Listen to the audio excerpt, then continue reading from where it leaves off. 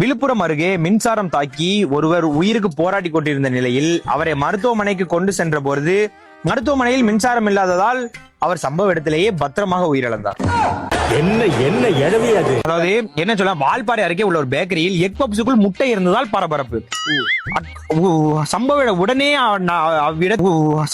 அவ்விடத்திற்கு வந்து சம்பவ இடத்திலேயே அக்கடைக்கு சீல் வைத்த வருமான வரித்துறையினர். நடந்தது வால்பாறை அருகே. முட்டை வந்து கூழாங்கல் வைக்கணுமா? அதுல முட்டையை தான் வைக்கணும். என்ன சொல்ல முடியுதா? தமிழகத்தில் பெண்கள் குழந்தைகள் பாதுகாப்பு உறுதி செய்ய கோரி ஊட்டியில் கோழிகளுக்கு புதிய அடையாள அட்டை வழங்க முடிவு.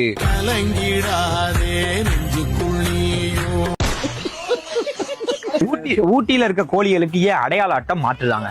ஏன் நீங்க கோழியை வந்து வாத்துக்கு அடையாள அட்டை வைக்க வேண்டியது? சரியான கேள்வியா? கோழிக்குன்னு வந்து என்னையா வந்து கேள்வி கேட்குறீங்க? நீங்க வந்து என்ன வந்து இந்த கோழிக்கு வந்து வக்காலத்து வாங்க சொல்றீங்களா? இல்ல அப்படி சொல்ல, நான் காக்காய்க்கு வந்து அடையாள அட்டை கொடுக்க சொல்றேன். கொக்கு பருக்குதுல, ஆமா, அதுக்கு அடையாளம் கொடுத்துடலாம். அடுத்த டாபிக் பெறுவோம்.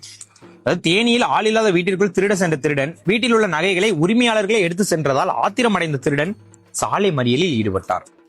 என்னங்க எனக்கு ஒண்ணுமே புரியல. அதுதான் எனக்கும் புரியல. வீட்டு உரிமையாளரோட கஷ்டம் அந்த திருடனுக்கு தெரியாது.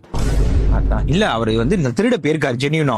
அங்க இருக்கவங்க என்ன பண்ணிருக்கணும்? நகையை வச்சுட்டு போயிருக்கணும், இல்ல ஏதாவது பணத்தை வச்சுட்டு போயிருக்கணும். எடுத்துட்டு போய் எடுத்துட்டு போய் திருட வரையா? ஆமா எடுத்துட்டு போயிட்டாங்களா? டென்ஷன் ஆகுமா ஆகாதா? கஷ்டப்பட்டு திருட வந்திருக்கான், இவங்க இஷ்டத்துக்கு நகையை எடுத்துட்டு போறது. சரி, என் பொண்டாட்டிக்கே வந்து நான் நகையை வந்து கொடுக்க நான் முடிவு பண்ணியிருக்கேன். அப்ப நான் பெரிய திருடனோட பெரிய திருடன் நான் தான்.